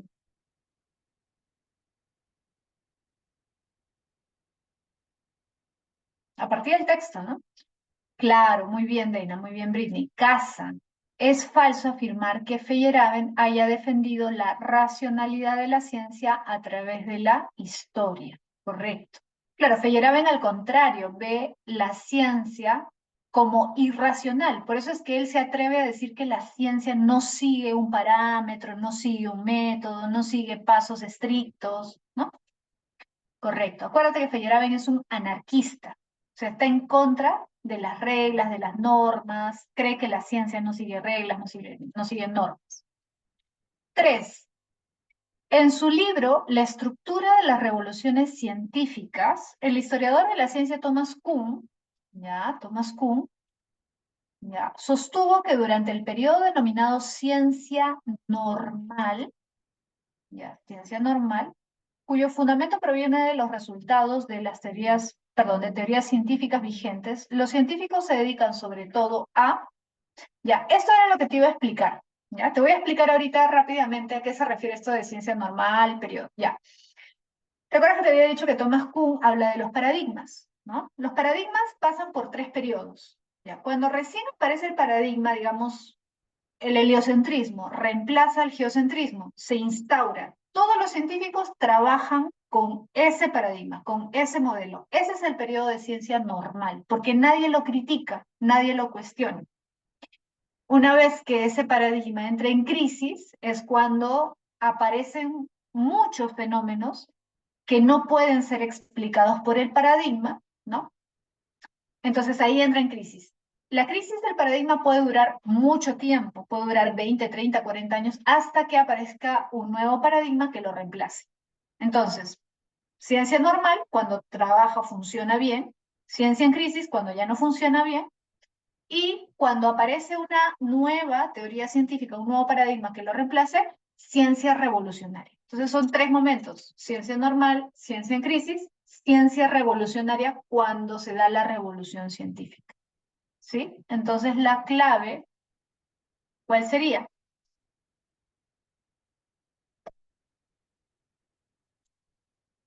Ojo, todos los paradigmas siguen ese proceso, esos tres periodos, todos. La clave sería barco, claro, porque el periodo de ciencia normal es cuando el paradigma resuelve los enigmas, resuelve los fenómenos, explica los fenómenos, ¿ya? La C sería para Feyerabend. A ver, Deina me pregunta si la C sería para Feyerabend. A ver, plantear nuevos métodos y paradigmas. No, ¿por qué no sería Feyerabend? A ver, ¿quién me dice? Plantear nuevos métodos.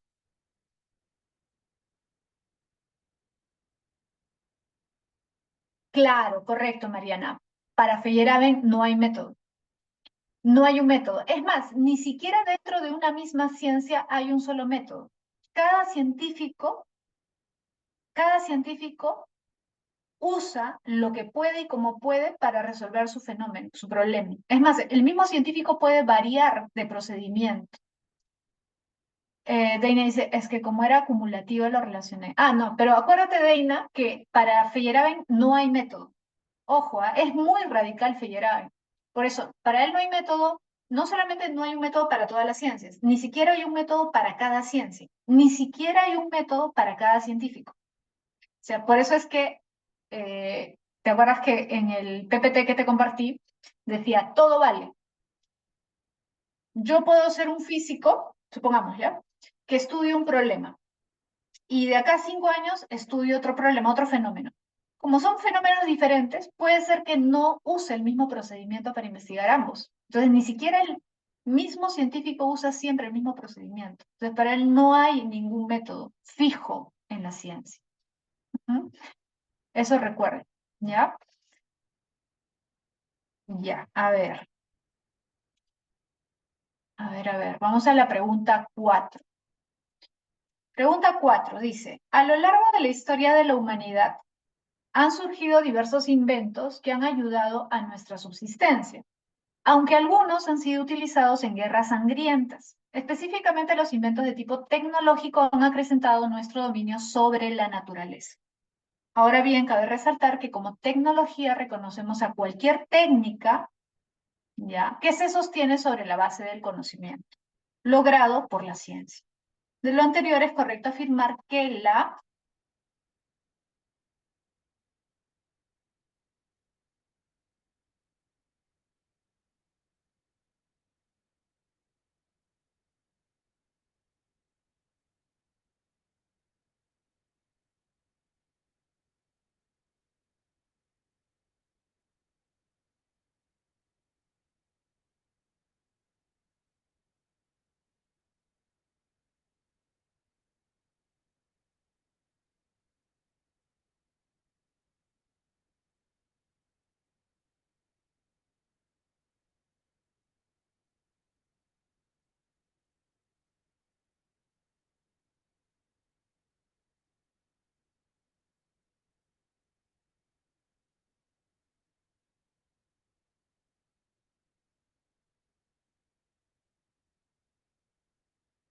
casa, ¿correcto? Sí, muy bien, casa. Es correcto afirmar que la ciencia ha sido de enorme utilidad en la historia de la humanidad. Eso está más fácil, ¿no? A ver, vamos a la lectura siguiente para responder la pregunta 5. Sí, pregunta 5. A ver, vamos a leer. Dice, el término ciencia ha ido adquiriendo tanto prestigio que suele ser utilizado en muchas ocasiones para designar creencias o actividades que buscan legitimarse cobijándose, mira, buscan legitimarse cobijándose bajo esta denominación. aun cuando en realidad nada tienen que ver con lo que hacen los genuinos hombres de ciencia. Ha surgido así la pseudociencia. Fíjate, ahí está de alguna forma la definición, ¿no? O sea, son creencias, actividades que pretenden ser científicas o se quieren poner la etiqueta de ciencia, pero en realidad no lo son. Este tema ha sido tratado con especial dedicación por Mario Bunge, quien ha dicho de ella que es una disciplina o indisciplina que se hace pasar, ahí está, se hace pasar por ciencia o por tecnología sin ser. Bunge también señala que es un campo de creencias, no de investigación, que es una falsificación de la ciencia. Un cuerpo de creencias y prácticas cuyos cultores desean ingenua y maliciosamente dar como ciencia, aunque no comparte con esta ni el planteamiento, ni las técnicas, ni el cuerpo de conocimientos. Julio Sanz da a su vez la siguiente definición de pseudociencia: conjunto de disciplinas cuyos cultores proclaman a los cuatro vientos su cientificidad, pero o desprecian el criterio de verificación o refutación o lo manejan en forma no seria. En suma, la pseudociencia es tal y como lo indica su prefijo pseudo, la falsa ciencia, pues no comparte con la ciencia genuina características esenciales como por ejemplo su metodología. ¿Ya? Entonces, a ver, dice, el texto anterior aborda uno de los problemas epistemológicos contemporáneos más relevantes, conocido como el problema de la...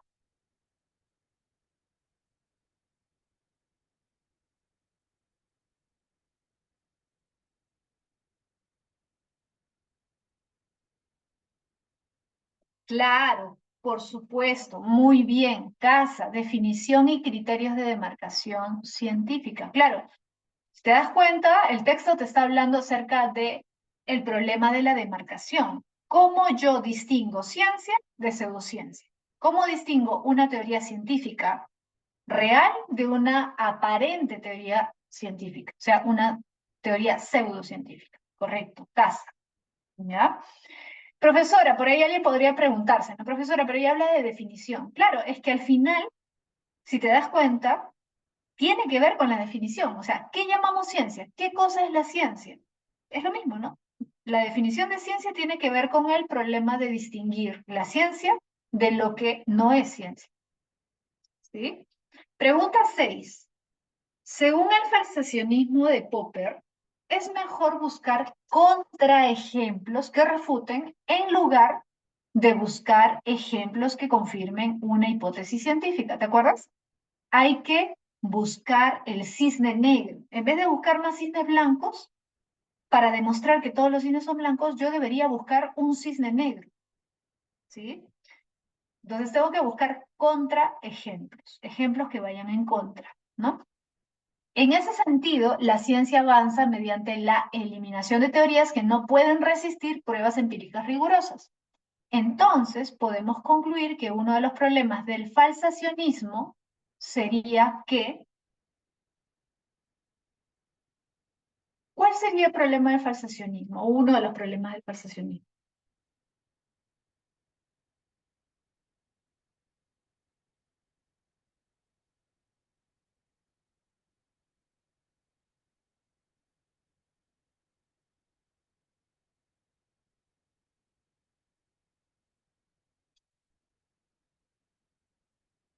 A ver, dado,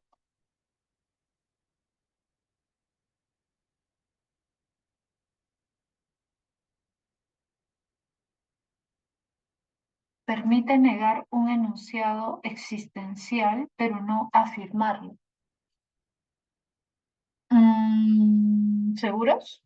Permite negar un enunciado existencial. A ver, cuando yo busco el cisne negro, ¿para qué es? Para negar un enunciado existencial. Ojo, enunciado existencial se refiere a una particular.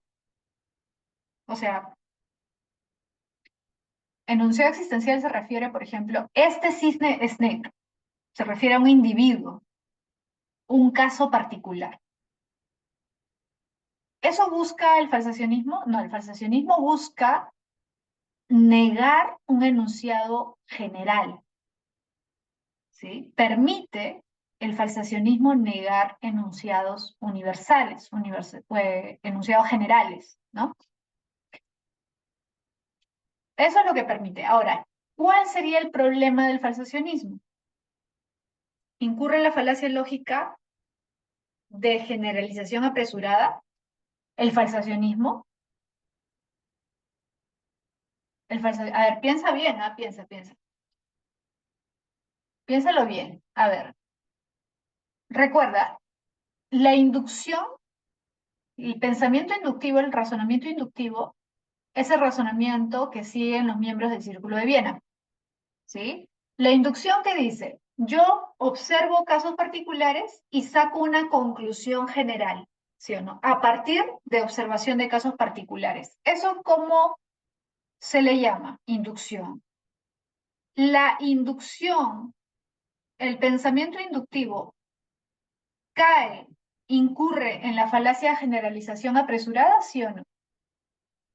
Yo digo que todos los cisnes son blancos. ¿Por qué dices que todos los cisnes son blancos? Ah, porque todos los cisnes que yo he visto son blancos. Eso es falacia de generalización apresurada. Pregunta, ¿eso es lo que hace Popper o eso es lo que critica Popper? Claro, Popper critica la inducción. Popper no cae en generalización apresurada, él critica la generalización, él critica la inducción. ¿Te das cuenta? La falacia de generalización apresurada es inductivista. Popper no es inductivista, ¿sí? La D solo está mal porque lo dice en singular. Claro, es que el problema del falsacionismo de Popper no sería que permite negar un enunciado existencial, no. Dice, permite negar un enunciado existencial, pero no afirmarlo. O sea, el falsacionismo permite decir, este cisne no es blanco, no. El falsacionismo de Popper me permite decir que no todos los cisnes son blancos. O sea, estoy negando el enunciado general, no el particular.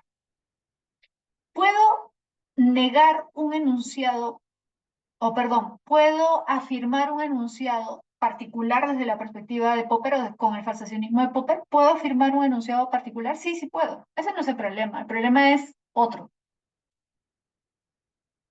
Claro, no dice particular. Lo que pasa es que yo les estoy diciendo, digamos, ¿qué significa? Enunciado existencial se refiere a un caso particular. Un enunciado existencial es, este cisne es blanco. Ese es un enunciado existencial. Otro enunciado existencial, esta naranja es amarilla. Este perro es grande.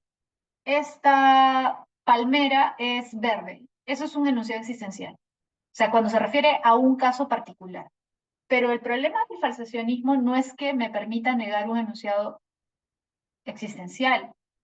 Ese no es su problema. El problema es otra cosa. Claro, lo que hace el falsacionismo o lo que permite el falsacionismo es negar enunciados generales, no enunciados existenciales. La, las proposiciones negativas no pueden ser verificadas. Uno de los problemas del falsacionismo sería que las proposiciones negativas no pueden ser verificadas. No, eso no sería el problema, porque una proposición negativa sería, por ejemplo, no todos los cisnes son blancos. Ya, pero eso está bien, porque lo que te diría Popper es, efectivamente así es la ciencia, o sea, yo no puedo afirmar algo universal y absoluto acerca de la realidad. Ese no es el problema. El problema es, ¿cuál? A ver, ¿cuál es? Ya puso por ahí Deina, es la C. Está imposibilitado de refutar enunciados existenciales. Esto sí. ¿Qué quiere decir eso? Yo puedo refutar enunciados generales. Sí, fíjate, ¿ah? El falsacionismo te dice, no todos los cisnes son blancos. Basta que yo encuentre un cisne que no es blanco para decir no todos los cisnes son blancos, es decir, niego un enunciado general, ¿ya? Pero, ¿puedo negar un enunciado existencial? No, no puedo, porque el falsacionismo no sirve para eso. Ese es el problema del falsacionismo. Yo no puedo negar, es decir esto es falso a partir del falsacionismo refutacionismo. Solo puedo negar enunciados generales, pero no puedo negar enunciados existenciales, o sea, particulares. Mariana dice, no, me está mal la pregunta. ¿Cómo que está mal la pregunta?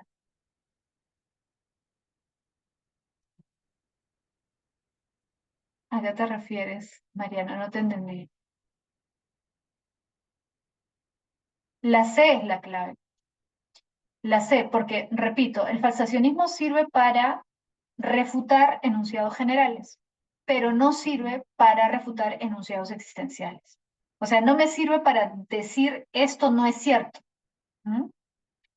Ah, no, mi sí está bien. Ya, ya, Mariana. Es la C. Esta es un poquito más compleja, la verdad, porque tienes que conocer muy bien la teoría para entender cuáles serían las consecuencias, porque lo que te pregunta es eso, ¿no? Entonces podemos concluir. O sea, te está preguntando una inferencia este, a partir de lo que se supone que deberías saber de la teoría del fascistonismo. Pero es un poquito más compleja. Es la C. ¿Ya? A ver, a ver. Ya, vamos a acabar con esta pregunta, ¿ya? Dice, lee el texto propuesto y responde las siguientes dos preguntas. Pregúntese a un científico si cree que tiene derecho a suscribir una afirmación en el campo de la ciencia tan solo porque le guste, o porque la considere un dogma inexpugnable, o porque a él le parezca evidente, o porque le encuentre conveniente. Probablemente conteste más o menos así. Ninguno de esos presuntos criterios de verdad garantiza la objetividad, y el conocimiento objetivo es la finalidad de la investigación científica. Lo que se acepta solo por gusto o por autoridad o por parecer evidente, habitual o por conveniencia no es sino creencia u opinión, pero no es conocimiento científico. ¿Cuál es la crítica principal que Bunge hace sobre la aceptación de afirmaciones en la ciencia basadas en criterios no científicos?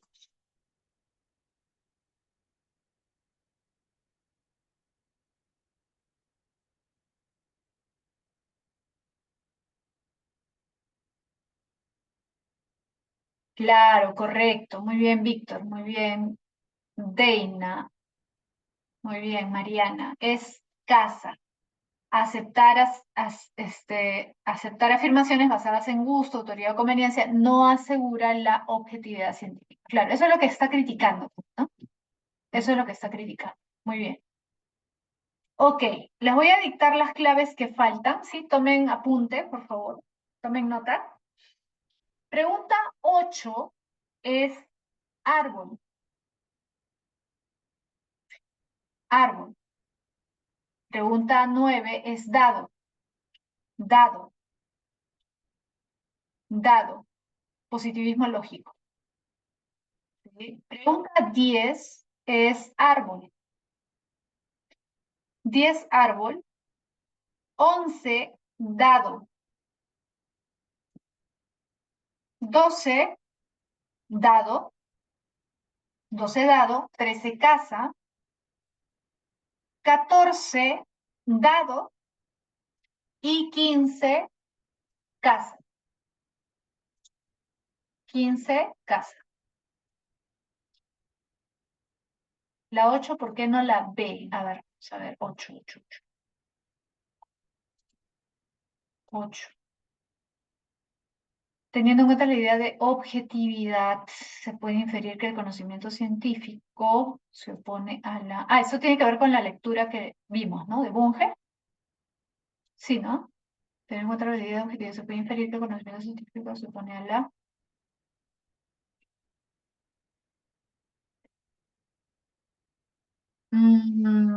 Tienes razón.